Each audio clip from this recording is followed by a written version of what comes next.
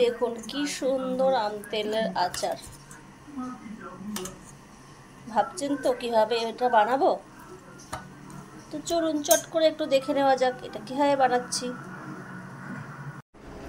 দেখো এখানে 2 কেজি আম নিয়ে নিয়েছি। এবারে আমটাকে সুন্দর করে কেটে নেবো।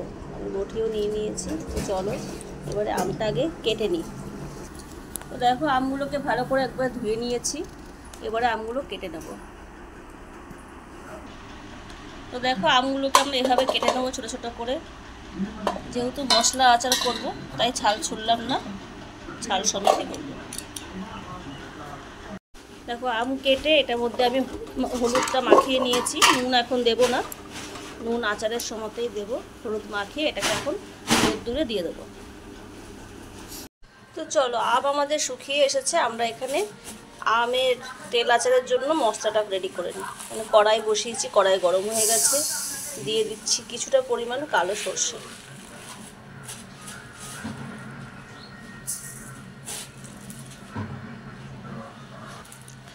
কালো সর্ষেটাকে হালকা রোস্ট বা ফ্রাই যে যেরকম বলো সেইভাবেই করে নেব। খুব বেশি ভাজার দরকার পড়বে না, জাস্ট একটু রোস্ট করে নেব।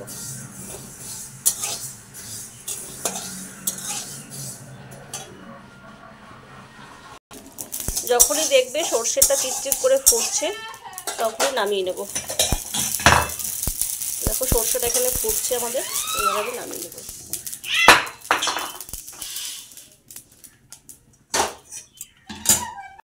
দেখো এখানে আমাদের মশলাও গুঁড়ো হয়ে গেছে।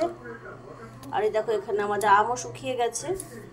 তো চলো এবারে আমরা নেক্সট পদক্ষেপ নিই, যেটা হচ্ছে সবার আগে গ্যাসটা ধরাতে হবে। গ্যাস ধরিয়ে ফেলেছি, কড়াই বসিয়ে দিয়েছি। তো চলো। তো দেখো কড়াই গরম হয়ে গেছে আর আমি কড়াইয়ে দিয়ে দিয়েছি 300 গ্রামের মতো তেল। চলো তেলটা গরম হোক।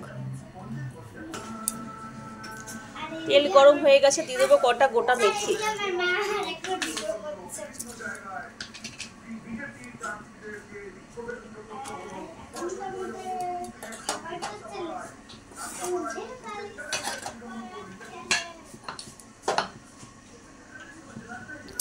তো যখন এখানে আমাদের মেথি গরম হয়ে গেছে, এবারে দিয়ে দেবো মশলাটা।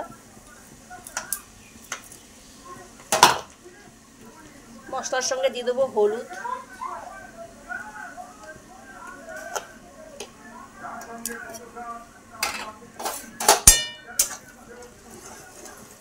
মশলাটা বেশি ভাজবো না। এরপর দিয়ে দেবো আমগুলো।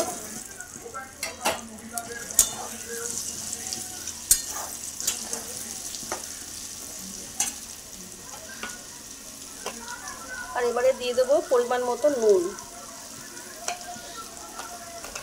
যেহেতু আচার একটু নুন বেশি হলেই ভালো।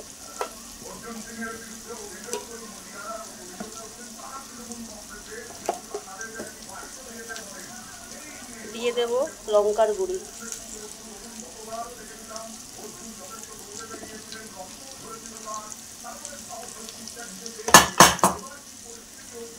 এটুকু মশলা ছিল ওটাও দিয়ে দিলাম।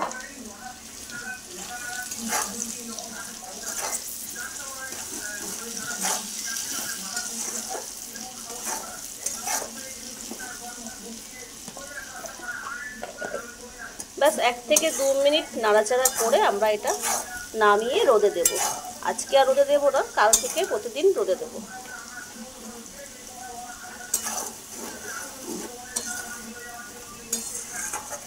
আমরা চাইলে কাঁচা তেলের উপরেও ওই মশলাগুলো দিয়ে আমটা দিতে পারতাম, সেক্ষেত্রে কিন্তু অনেক দিন সময় লাগতো আচারটা হতে।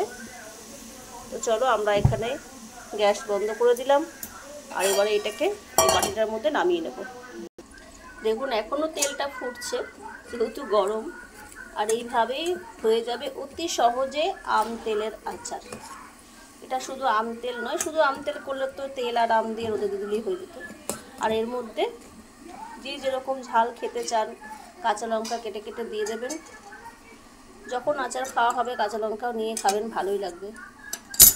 এটা আর নতুন করে কাউকে শেখাতে হয় না। তো যদি ভালো লাগে তো অবশ্যই লাইক অ্যান্ড সাবস্ক্রাইব করবেন, আপনাদের ভালোবাসা আমার খুব দরকার। সবাই ভালো থাকবেন, পরবর্তী ভিডিওতে আবার দেখা হচ্ছে।